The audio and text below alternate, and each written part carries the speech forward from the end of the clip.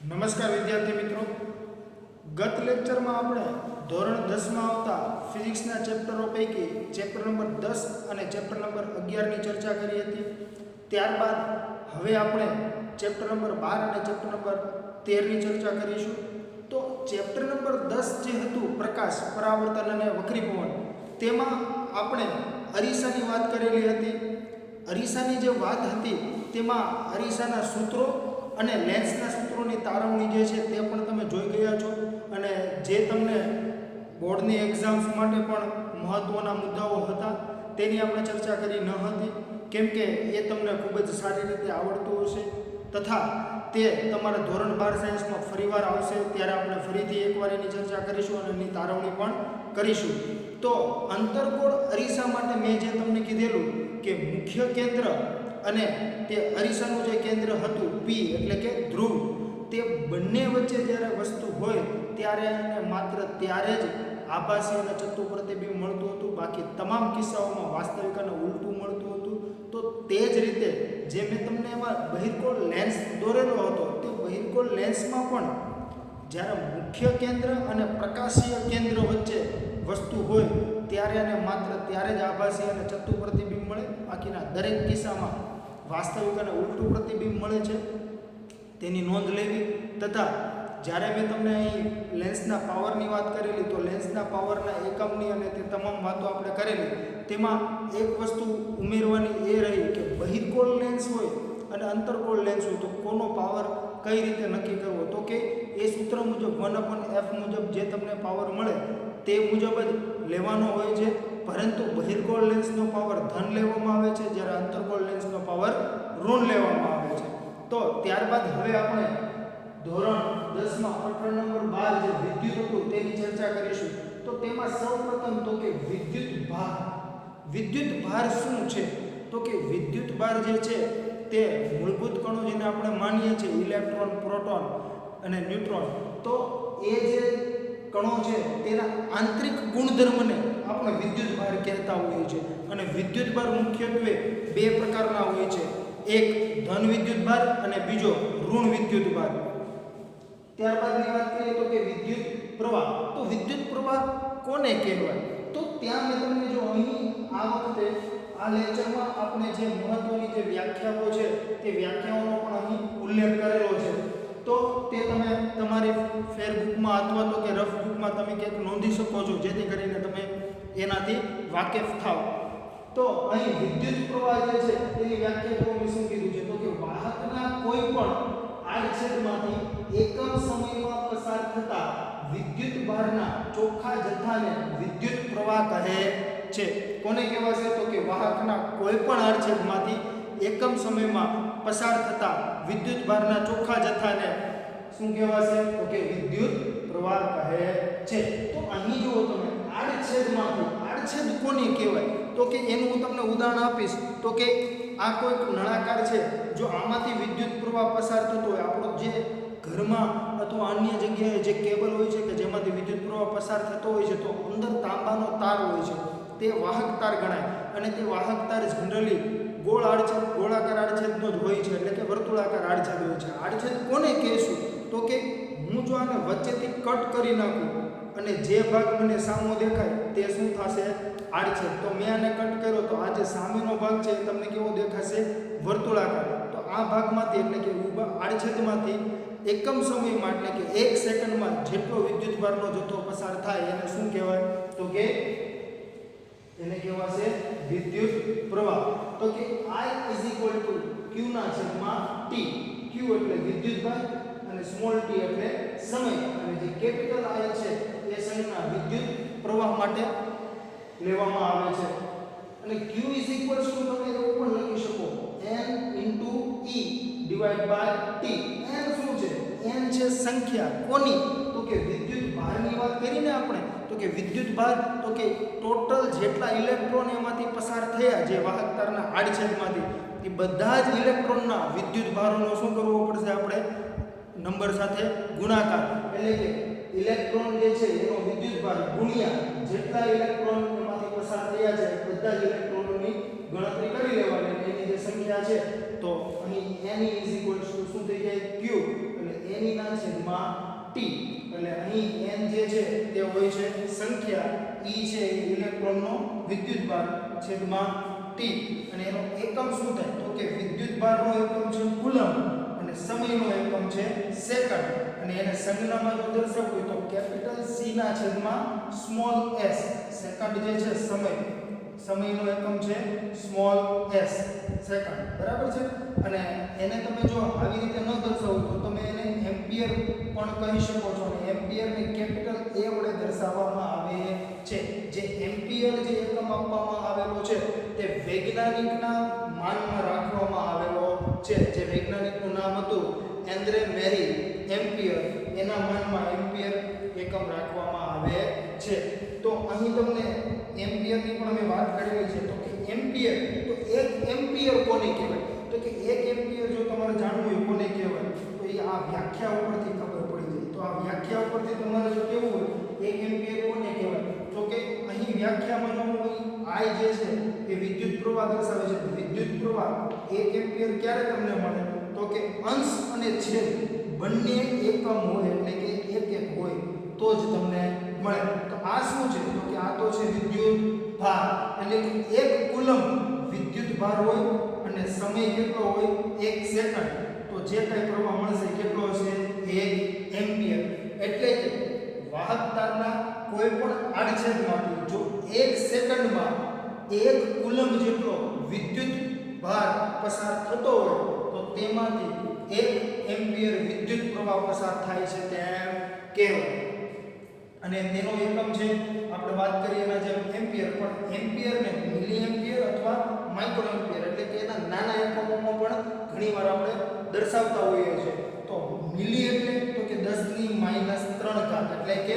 હજારમો ભાગ અને micro ampere એટલે કે 10⁻6 ઘાત એટલે કે 10 લાખમો ભાગ કેટલામો ભાગ તો કે 10 લાખમો ભાગ તો વિદ્યુત પ્રવાહનું માપન શેના વડે કરવામાં આવે તો કે વિદ્યુત પ્રવાહનું માપન એમીટર વડે કરવામાં આવે છે અને એમીટરને હંમેશા વિદ્યુત પરિપથમાં શ્રેણી જોડાણમાં જ મૂકવામાં આવતો હોય છે ત્યારબાદની આપણે વાત કરીએ તો કે વિદ્યુત સ્થિતિમાન અને વિદ્યુત સ્થિતિમાનનો તફાવત તો કે વિદ્યુત સ્થિતિમાન શું છે એના તફાવત કઈ રીતે નક્કી કરવામાં આવે તો કે કોઈ વિદ્યુત પ્રવાહ ધારિત વિદ્યુત પરિપથના કોઈ બે બિંદુ વચ્ચે વિદ્યુત સ્થિતિમાનનો તફાવત એટલે એકમ ધન વિદ્યુત ભારને એક બિંદુથી બીજા બિંદુ સુધી લઈ જવા માટે કરવું પડતું કાર્ય કોને કહેવાય તો કે એકમ ધન વિદ્યુત ભારને એક બિંદુથી બીજા બિંદુ સુધી લઈ જવા માટે કરવું પડતું કાર્ય પણ અહીં જે વિદ્યુત સ્થિતિમાનના તફાવતની તમે બીજી રીતે પણ વ્યાખ્યા આપી શકો તો કઈ રીતે તો કે વિદ્યુત ભાર જ્યાં આવશે જ્યાં વિદ્યુત આવશે ત્યાં એનું ક્ષેત્ર પણ આવશે જેમ ચુંબક હોય અને ચુંબકને ખુદનું એક ક્ષેત્ર હોય એટલે કે એની આસપાસનો અમુક જે વિસ્તાર છે ત્યાં સુધી એનું બળ જે છે એ લાગતું હોય એટલે તમને એની અસર જોવા મળે તો એને એનું ક્ષેત્ર કહેવામાં આવે છે જેમ આપણે મોબાઈલની વાત કરીએ તો મોબાઈલ નેટવર્ક હોય છે તેમાં શું હોય છે તો કે એક ટાવર હોય એની એક રેન્જ હોય એટલે કે એક વર્તુળાકાર જે આખી રેન્જ છે એ રેન્જથી તમે જો બહાર જાઓ અથવા તો કે એનાથી તમે જેમ જેમ દૂર જાઓ તેમ તમે મોબાઈલમાં માર્કિંગ કરેલું હશે કે તમારા જે નેટવર્કના જે કાપા છે એ ધીમે ધીમે ઓછા થતા જાય છે અને એની એક રેન્જની તમે બહાર જ્યારે નીકળી જશો ત્યારે નેટવર્ક આવતું બંધ થઈ જશે એટલે ઘણીવાર આપણે કોઈને કોલ કરીએ તો એવું પણ તેમાંથી બોલે છે કે તમે ડાયલ કરેલો નંબર નેટવર્ક ક્ષેત્રની બહાર છે એટલા માટે જો એવી ક્ષેત્રની રીતે આપણે વાત કરવી તો તમે કઈ રીતે વ્યાખ્યા આપી શકો તો કે એકમ ધન વિદ્યુત ભારને તેના વિદ્યુત ક્ષેત્રના એક બિંદુથી બીજા બિંદુ સુધી લઈ જવા માટે વિદ્યુત ક્ષેત્રની વિરુદ્ધ કરવા પડતા કાર્યને શું કહેવામાં આવે છે તો કે વિદ્યુત સ્થિતિમાનનો તફાવત એટલે કે એકમ ધન વિદ્યુત ભારને વિદ્યુત પ્રવાહ ધારિત વિદ્યુત પરિપથના જે કાંઈ વિદ્યુત ક્ષેત્ર છે તેના જે કાંઈ બળ લાગતું હશે એ ક્ષેત્રના બળની વિરુદ્ધ દિશામાં કોઈ બિંદુ A થી બિંદુ B સુધી જવા માટે કરવા પડતા કાર્યને શું કહેવામાં આવે છે તો કે વિદ્યુત સ્થિતિમાનનો તફાવત તેને શેના વડે દર્શાવવામાં આવે છે તો કે કેપિટલ V વડે દર્શાવવામાં આવે આવે છે. કેપિટલ V W ના છેદમાં Q. કેમ આવી રીતે સૂત્ર બને છે? તો કે આપણે કીધું જો એકમ ધન વિદ્યુત ભાર, એકમ વિદ્યુત ભાર એટલે એકમ વિદ્યુત ભાર ક્યાં આવશે? છેદમાં. એટલે વિદ્યુત ભાર ક્યાં લેશું આપણે? છેદમાં. કરવું પડતું કાર્ય, તો કાર્ય ક્યાં જશે? અંશમાં. એટલે આ શું થઈ ગયું? તો કે વિદ્યુત સ્થિતિમાનનો તફાવત બરાબર વિદ્યુત ક્ષેત્રના લાગતા બળની વિરુદ્ધ કરેલું કાર્ય છેદમાં વિદ્યુત ભાર. આ શું થઈ ગયું? એનું સૂત્ર. અને એનું એકમ શું થશે? તો કે એકમ થશે જૂલ પર કુલમ, જેને કેપિટલ J વડે દર્શાવીએ છીએ અને છેદમાં કુલમને કેપિટલ C વડે દર્શાવીએ છીએ. આ બંને વૈજ્ઞાનિકોના નામ પરથી રાખવામાં આવેલા એકમો છે. તથા એમ્પિયરની વાત કરીએ એ પણ વૈજ્ઞાનિકના નામ પરથી રાખવામાં આવેલો એકમ છે. તેથી તેને જો તમારે શોર્ટમાં દર્શાવવો હોય એટલે કે ટૂંકી રીતે દર્શાવવો હોય તો માત્ર ને માત્ર તેના નામનો પહેલો અક્ષર કેપિટલ કરીને દર્શાવી દો. અથવા તો જો તમારે આખો એકમ લખવો છે એટલે કે જૂલ, કુલમ અથવા એમ્પિયર આખું લખવું છે વૈજ્ઞાનિકનું નામ, તો એ એકમ દર્શાવવો હોય આખા નામથી તો તમારે એક પણ એનો જે કઈ લેટર છે તે કેપિટલ કરવાનો રહેશે નહીં. એટલે કે જો મારે જૂલને આખું લખવું તો શું લખાશે? તો સ્મોલ જે small O U L E. આ આપણા નામની જેમ નહીં કે પહેલો અક્ષર કેપિટલ. એટલે કે કોઈ પણ એકમને જ્યારે વૈજ્ઞાનિકના નામ પરથી રાખવામાં આવેલો હોય તો તેને ટૂંકી રીતે દર્શાવવું હોય તો માત્ર વૈજ્ઞાનિકના નામનો પહેલો અક્ષર કેપિટલ અથવા તો આખું નામ લખવું હોય તો બધા જ લેટર કેવા કરશું આપણે? સ્મોલ. અથવા તો કે એને વોલ્ટ તરીકે પણ દર્શાવવામાં આવે છે. એટલે કે કેપિટલ V વડે. કેમ એને વોલ્ટ? તો જેમ અહીંયા હેનરી એમ્પિયરના નામ પરથી એકમ રાખવામાં આવેલો છે એવી જ રીતે વોલ્ટ છે એ એલેઝાન્ડ્રા વોલ્ટા નામના વૈજ્ઞાનિકના માનમાં રાખવામાં આવેલો છે. તો વોલ્ટ કોને કહેવાય? એટલે કે એક વોલ્ટ કોને કહેવાય? તો મેં તમને અહીંયા જેમ કીધું હતું કે એમ્પિયર છે એક એમ્પિયર ક્યારે બને? તો કે અંશ અને છેદ બંને એક એક હોય ત્યારે. તો અહીં પણ વોલ્ટ જે છે એની વાત કરીએ તો આ 1 વોલ્ટ ક્યારે બને? તો કે કરેલું કાર્ય કેટલું હોવું જોઈએ? તો કે 1 જૂલ.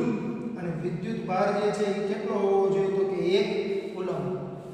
એટલે કે જો એક આપણે વાત કરીએ કે 1 કુલમ વિદ્યુત ભારને વિદ્યુત ક્ષેત્રના બળની વિરુદ્ધ દિશામાં કોઈ એક બિંદુથી બીજા બિંદુ સુધી લઈ જવા માટે કરવું પડતું કાર્ય 1 જૂલ હોય તો તેમાં રહેલો વિદ્યુત સ્થિતિમાનનો તફાવત કેટલો હોય? તો કે 1 વોલ્ટ. તો વિદ્યુત સ્થિતિમાનના તફાવતનું માપન શેના વડે કરવામાં આવે છે? તો કે વિદ્યુત સ્થિતિમાનના તફાવતનું માપન વોલ્ટમીટર વડે કરવામાં આવે છે. અને વોલ્ટમીટરને હંમેશા વિદ્યુત પરિપથમાં સમાંતર જોડાણમાં જ રાખવામાં આવતું હોય છે. ત્યારબાદ છે ઓહમનો નિયમ. તો ઓહમનો નિયમ શું છે?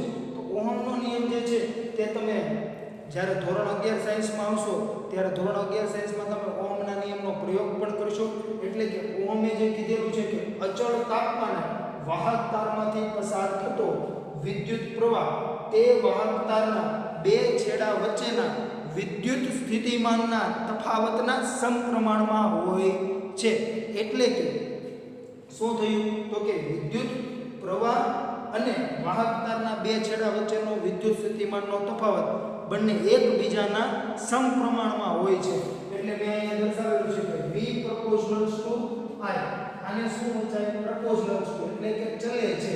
એટલે આનો મતલબ એવો થયો કે V વધે તો I વધે, V ઘટે તો I ઘટે. એટલે એને શું કહેવાય? સમપ્રમાણમાં. એક વધે તો બીજો વધે, એક ઘટે તો બીજો ઘટે. જો વ્યસ્ત પ્રમાણમાં હોય એટલે શું લખાય? તો કે 1 ના છેદમાં હું એમ કહું કે A છે એ B ના વ્યસ્ત પ્રમાણમાં છે તો A proportional to 1/B. એટલે કે આ વધશે તો આ ઘટશે, આ ઘટશે તો આ વધશે. એટલે કે એકબીજાના વ્યસ્ત પ્રમાણમાં હોય છે એવું કહેવાય. તો અહીંયા તો આપણે સમપ્રમાણમાં છે તો કે V proportional to I. તો હવે જો તમે એવું પણ ભણી ગયા હશો કે કોઈ પણ સમપ્રમાણતા છે એને તમારે કાઢવું છે અહીંયા તો શું કરવું પડે? તો કે કોઈ અચળાંક મૂકવો પડે કે એક અચળ વેલ્યુ હોય. સમપ્રમાણમાં છે તો હંમેશા આ મેં કીધું આ વધે તો આ વધે, આ ઘટે તો આ ઘટે. તો આ બંનેનો જ્યારે તમે ગુણોત્તર લેશો ને તો ગુણોત્તર હંમેશા અચળ જ મળે.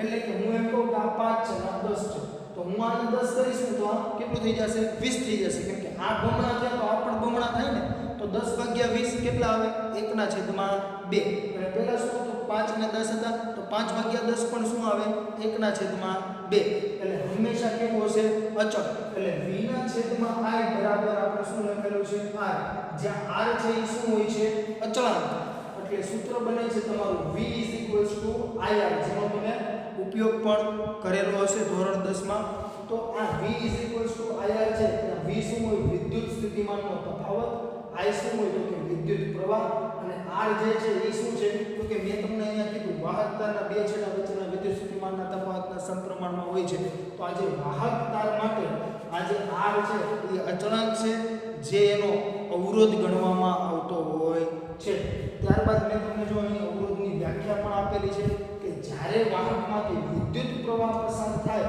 ત્યારે તેમાંના મુક્ત ઇલેક્ટ્રોન કોઈ એક દિશામાં ગતિ કરતા વાહકના આયનો કે પરમાણુઓ કે અણુઓ સાથે અથડાય છે પરિણામે ઇલેક્ટ્રોનની ગતિ અવરોધાય છે અને વાહકના ઇલેક્ટ્રોનની ગતિ અવરોધવાના આ ગુણધર્મને વાહકનો અવરોધ કહે છે બહુ સાદી ભાષામાં કહીએ તો અવરોધ કોને કહેવાય અવરોધ એટલે એનું કામ શું છે રોકવાનું એટલે કે અડચણ બનવાનું કે જે વિદ્યુત પ્રવાહ મેં પસાર કરેલો છે એટલે કે મેં 2 એમ્પિયર પાસ કરેલો છે વચ્ચે કોઈ અવરોધ આવશે તો આ છેડેથી પસાર થશે અને આ છેડે જ્યારે જશે ત્યારે એ 2 એમ્પિયર હશે નહીં એમાં કંઈક ને કંઈક એને શું કરી દીધું હશે ઘટાડો કરી દીધો હશે તો એ અવરોધ જે છે એ તમારે કેવી એપ્લિકેશન છે જેવી જરૂરિયાત એવો તમે ત્યાં અવરોધ મૂકી શકો તમારે ઘણીવાર એવું પણ બની શકે કે અહીંથી જેટલો વિદ્યુત પ્રવાહ આવે છે એનો અડધો જ તમારે જોતો છે તો અવરોધ એ રીતે તમે સેટ કરી દો કે જેથી કરીને તમે શું કરી શકો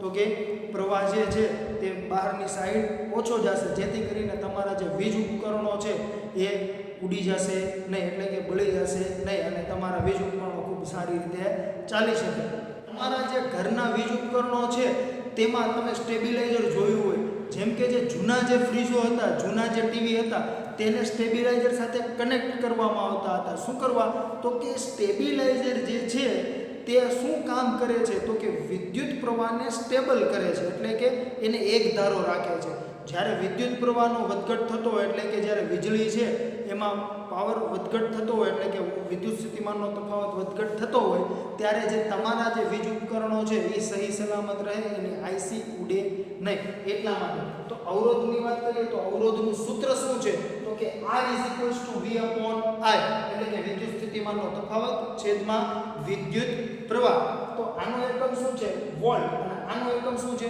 એમ્પિયર જે આપણે જોઈ ગયા તો વોલ્ટ પર એમ્પિયર એકમ ગણી શકાય અથવા તો કે જે સિમોન્સ ઓહમ હતા એમની યાદમાં એકમ આપવામાં આવેલો છે ઓહમ અને જેની સંજ્ઞા છે એ ગ્રીક સંજ્ઞા જે છે એના આધારે લેવામાં આવતી હોય છે જેને આપણે વાંચીએ છીએ ઓમેગા ત્યારબાદની વાત કરીએ તો કે વિદ્યુત અવરોધકતા કોને કહેવાય તો મેં તમને જે અહીં અવરોધની વાત કરી તો અવરોધ જે છે તે જે તે તારના દ્રવ્યના પ્રકાર પર તથા તારની લંબાઈ પર આધાર રાખતો હોય છે અને એના આડછેદના ક્ષેત્રફળ પર પણ આધાર રાખે છે તેથી જ વિદ્યુત અવરોધકતા કોને કહેવામાં આવે તો કે એકમ લંબાઈ અને એકમ ક્ષેત્રફળના તારમાં ઉદ્ભવતા અવરોધને શું કહેવાય છે વિદ્યુત અવરોધકતા શું કરવા તો કે જો મેં તમને કીધું તો હમણાં જ અગાઉ કે આ જે છે આને હું એકમ કરી દઉં લંબાઈ જે એકમ લઉં એટલે છેદ શું થઈ ગયો 1 એવી જ રીતે ક્ષેત્રફળ છે એને પણ હું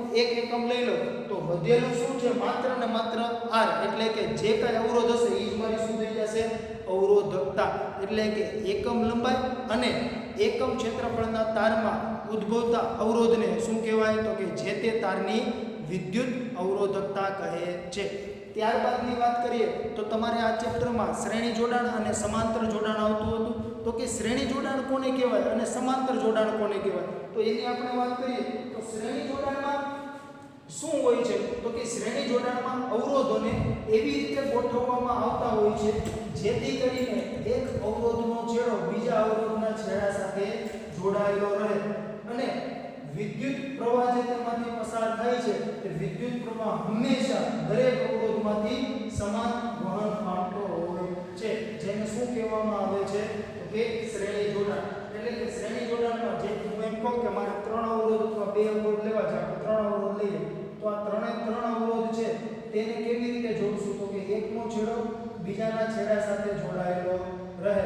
આવી જ્યારે ગોઠવણ કરવામાં આવે તો આ શું છે તો કે શ્રેણી જોડાણ છે અને શ્રેણી જોડાણમાં મેં તમને કીધું કે આ છે એની સાથે તમે ક્યાંય બેટરી કે એવી રીતે આખું પરિપથ કમ્પ્લીટ કરી દઈએ આપણે જે કહી છે તે તો આ પરિપથ જ્યારે કમ્પ્લીટ થશે ત્યારે અહીંથી જ્યારે વિદ્યુત પ્રવાહ પસાર થતો હોય ત્યારે વિદ્યુત પ્રવાહ આ છેડેથી જેટલો પસાર થશે આમાંથી એટલો જ આમાંથી પસાર થશે ને એટલો જ આમાંથી પસાર થશે એટલે કે વિદ્યુત પ્રવાહનો વહન પામવાનો માર્ગ કેટલો હશે એક અને માત્ર એક જ એટલે જ્યારે શ્રેણી જોડાણ હોય ત્યારે શ્રેણી જોડાણમાં વિદ્યુત પ્રવાહ સમાન રીતે પસાર થતો હોય છે એટલે કે હું જો પહેલા અવરોધને R1 કહું તો મારા માટે I I1 I2 I3 થતું હશે કેમ તો કે મેં તમને હમણાં જ કીધું કે વિદ્યુત પ્રવાહ ત્રણેયમાંથી કેવો છે સમાન પસાર થાય છે એટલે I1 બરાબર I I2 બરાબર I અને I3 બરાબર પણ I લઈ શકાય જ્યારે શ્રેણી જોડાણમાં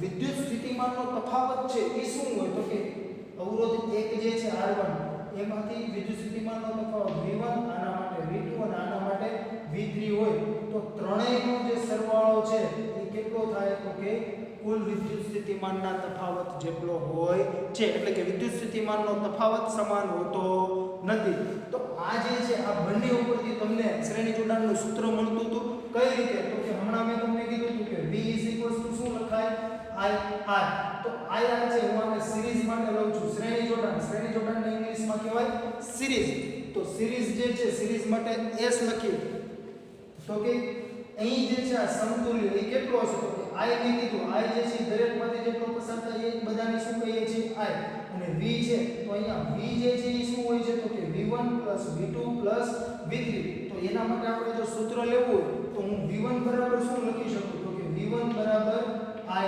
R1 કેમ કે જો અહીંયા I1 લખવાની જરૂર નથી કેમ કે મેં કીધું I1 એટલે જ I તો V2 બરાબર શું લખાય તો કે I R2 અને V3 બરાબર શું લખાય તો કે I R3 તો હવે આ જે કિંમતો છે એને અહીંયા મૂકી દઈએ શું મળશે તો કે V બરાબર V1 એટલે કે I R1 I R2 I R3 તો હવે શું થઈ જશે તો કે V બરાબર આમાંથી કોમન શું નીકળશે I એટલે અંદર શું વધશે R1 R2 R3 તો આ જે છે પરંતુ મેં તમને અહીં કીધું કે V બરાબર શું લખાય તો કે I RS તો આ રીતે જે તમે જોશો તો કે તમને હવે શું મળી જશે તો કે બંને બાજુથી I કેન્સલ કરો એટલે RS R1 R2 R3 તો આ થઈ ગયું તમારું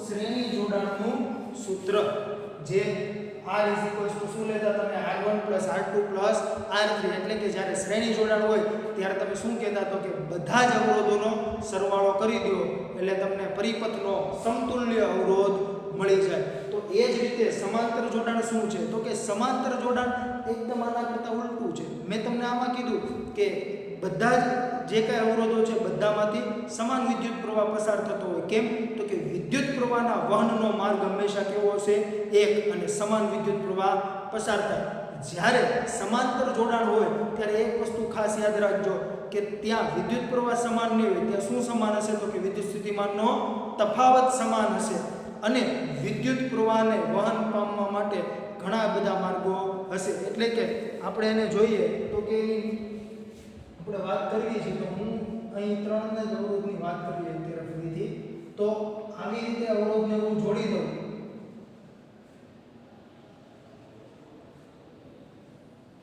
તો આ જે છે આ શું થઈ ગયું સમાંતર જોડાણ અને પછી આની સાથે આપણે બેટરીને જોડી શકીએ તો અહીં હું જો R1 લઉં આને R2 કહી દઉં અને આને R3 કહી દઉં તો અહીં જો જ્યારે અહીંથી વિદ્યુત પ્રવાહ પસાર થતો હોય જો તો અહીંથી વહન પામવા માટે એને ત્રણ માર્ગ મળે છે જ્યારે પહેલામાં આપણે વાત કરી તો માત્ર ને માત્ર વહન પામવાનો એક જ માર્ગ હતો એટલે વિદ્યુત પ્રવાહ ત્યાં સમાન હતો જ્યારે સમાંતર જોડાણમાં વિદ્યુત પ્રવાહ સમાન હશે નહીં તો શું સમાન હશે તો કે વિદ્યુત સ્થિતિમાનનો તફાવત એટલે કે વોલ્ટેજ ત્રણેય માટે કેવા હશે સમાન હશે તો અહીંયા આપણે વાત કરીએ સમાંતર જોડાણની તો વોલ્ટેજ સમાન છે એનો મતલબ શું થઈ ગયો V બરાબર V1 બરાબર V2 બરાબર V3 તો વિદ્યુત પ્રવાહ હવે સમાન નથી તો શું હોય તો કે કુલ વિદ્યુત પ્રવાહ બરાબર દરેકમાંથી સ્વતંત્ર રીતે પસાર થતા વિદ્યુત પ્રવાહોનો શું કરી દેવાનો સરવાળો, એટલે તમને કુલ વિદ્યુત પ્રવાહ પસાર થતો જે હોય છે તે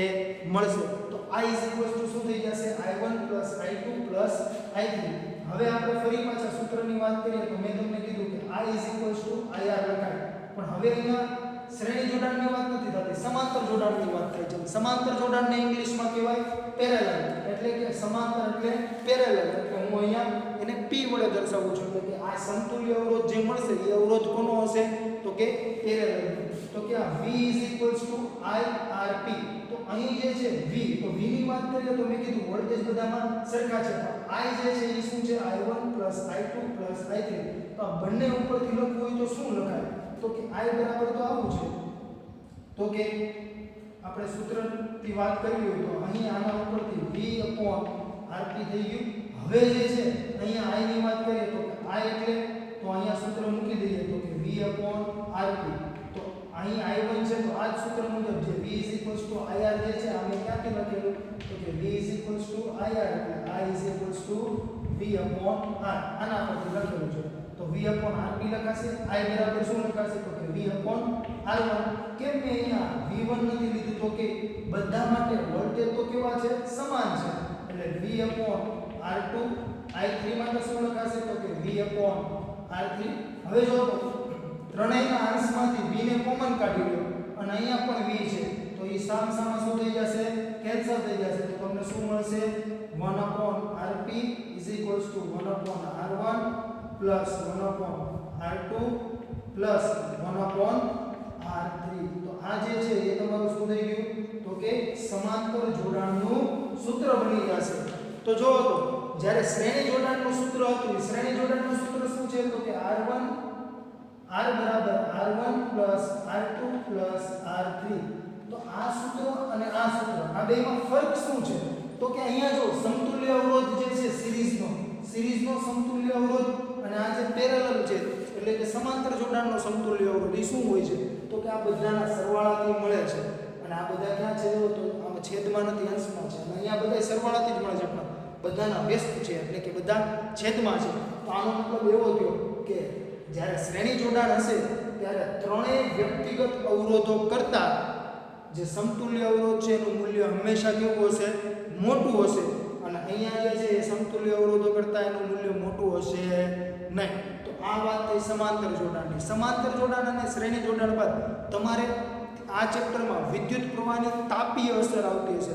જે તાપીય અસર છે એ શું છે તો કે તાપીય અસર માત્ર ને માત્ર શુદ્ધ અવરોધીય પરિપથ માટે છે. હવે શુદ્ધ અવરોધીય પરિપથ કોને કહેવાય તો કે જે પરિપથમાં માત્ર ને માત્ર અવરોધો હોય તેને કહેવાય શુદ્ધ અવરોધીય પરિપથ. એટલે કે માત્ર ને માત્ર કોઈ બેટરી છે એની સાથે તમે અવરોધને જોડશો તો થશે શું, જ્યારે વિદ્યુત પ્રવાહ એમાંથી વહેશે ત્યારે અવરોધને લીધે મેં હમણાં તમને અગાઉ વાત કરી કે 2 એમ્પિયર પાસ કરો છો તો આ સાઈડ 2 એમ્પિયર પૂરા મળતા નથી. તો જે વચ્ચે જે છે જે ખર્ચાઈ ગયા બરાબર છે, એટલે કે જે પ્રવાહ જે છે અથવા જે કે ઉર્જા છે એ જે ખર્ચાઈ ગઈ એ ઉર્જા જે છે એને આપણે શું કહીએ છીએ તો કે વિદ્યુત પ્રવાહની તાપીય અસર. એટલે કે કોઈ પણ વાહકમાંથી t સમયગાળા દરમિયાન વિદ્યુત પ્રવાહ વહેડાવતા, એટલે કે હું એમ કહું કે 2 સેકન્ડ માટે હું વિદ્યુત પ્રવાહ પસાર કરું છું અને જે વિદ્યુત ઉર્જા ખર્ચાઈ ગઈ એટલે કે જે અવરોધને લીધે વેડફાઈ ગઈ છે તેને હું શું કહીશ તો કે વિદ્યુત પ્રવાહની તાપીય અસર અથવા તો કે ઉષ્મા ઉર્જા. ઉષ્મા ઉર્જાને કઈ રીતે દર્શાવાય તો કે કેપિટલ H વડે, અને એના માટે શું થશે તો કે H I2RT. જે I શું હોય તો કે વિદ્યુત પ્રવાહ, R શું હોય તો કે જે તે વાહક છે તેનો અવરોધ, T શું છે તો કે જેટલા સમય માટે તમે એમાંથી વિદ્યુત પ્રવાહનું વહન કરાવેલું છે તે. અને બીજી પણ રીતે તારવી શકાય તો કે હું અહીં વાત કરું તો કે V IR પરથી I બરાબર શું લખાય તો કે V ના છેદમાં R, એટલે V સ્ક્વેર ના છેદમાં R સ્ક્વેર ગુણ્યા R ઇન્ટુ T. એક R કેન્સલ થઈ જશે તો વધશે શું તો કે V સ્ક્વેર ના છેદમાં R ઇન્ટુ T. ફરી પાછું આને છૂટું પાડો તો કે V સ્ક્વેર છે તો એક V અહીંયા લખું, એક અહીંયા ગુણાકારમાં લખી દેશે તો શું લખાશે V ના છેદમાં R આવી જશે તો આના બરાબર I લખાશે તો કે I into V into T. આવું પણ તમે લઈ શકો. જ્યારે જેવો ઉપયોગ પડે ત્યારે તમે લઈ શકો. કોઈ દાખલો છે કે જેમાં I2RT નહીં ચાલે, એટલે કે તમને ત્યાં R આપેલો નથી, વિદ્યુત સ્થિતિમાનનો તફાવત આપેલો છે, તો તમે IVT તરીકે પણ એને લઈ શકો છો. અને આ શું છે? ઉષ્મા ઉર્જા. મેં તમને અગાઉ જ્યારે ભણાવેલું ત્યારે મેં કીધું હતું ઉર્જાનો એકમ શું હોય? જૂલ. તો આ પણ ઉર્જા જ છે, ઉષ્મા ઉર્જા છે, તો આનો એકમ શું થઈ જશે? જૂલ. ત્યારબાદની વાત કરીએ તો કે વિદ્યુત પાવર આવતો હતો, તો કે વિદ્યુત પાવર કોને કહેવાય? તો કે વિદ્યુત પાવર કોને કહેશું? તો કે અહીંયા જે આપણે આ ઉષ્મા ઉર્જાની વાત કરી, એ ઉર્જા કઈ છે? તો કે જે વેડફાતી ઉર્જા હતી, આ એ ઉર્જા છે. તો એકમ સમયમાં જે આ ઉર્જા વેડફાઈ જાય છે એને શું કહેશું આપણે? પાવર. કયો? વિદ્યુત પાવર. અને એનો એકમ શું થાય? તો મેં કીધું તમને કે ઉર્જાના છેદમાં સમયગાળો થઈ જશે, એટલે જૂલ પર સેકન્ડ. કોનો? વિદ્યુત પાવરનો એકમ શું થઈ જશે? તો કે જૂલ પર સેકન્ડ. અથવા તો કે તમારે જૂલ પર સેકન્ડ નથી લખવો તો તમે વોટ પણ લઈ શકો. આ જેમ્સ વોટ વૈજ્ઞાનિક હતા, એમના માનમાં રાખવામાં આવેલો છે. તો આવી રીતે વિદ્યુત પાવર જે છે એ તમારો મળી શકે છે. અને વિદ્યુત પાવર જે છે એને એક એકમ લેવો હોય તો કઈ રીતે મળે? તો મેં કીધું અહીંયા જે ઉર્જા છે 1 જૂલ હોય, સમય જે છે 1 સેકન્ડ, એટલે કે 1 સેકન્ડમાં વેડફાતી ઉષ્મા ઉર્જા જો 1 જૂલ હોય તો મળતો વિદ્યુત પાવર 1 વોટ કહેવાય. અને જે વોટ છે એનો આપણે વ્યવહારિક એકમની વાત કરેલી 1 કિલોવોટ અવર, એટલે કે કેટલું થઈ જાય? તો કે 3.6 × 10⁶ જૂલ. તો આ વાત થઈ ચેપ્ટર નંબર 12 વિદ્યુતની. હવે આપણે ચર્ચા કરીશું ચેપ્ટર નંબર 13 વિદ્યુત પ્રવાહની ચુંબકીય અસરો, જે આપણે આવતા વિડિયો લેક્ચરમાં જોઈશું. આભાર.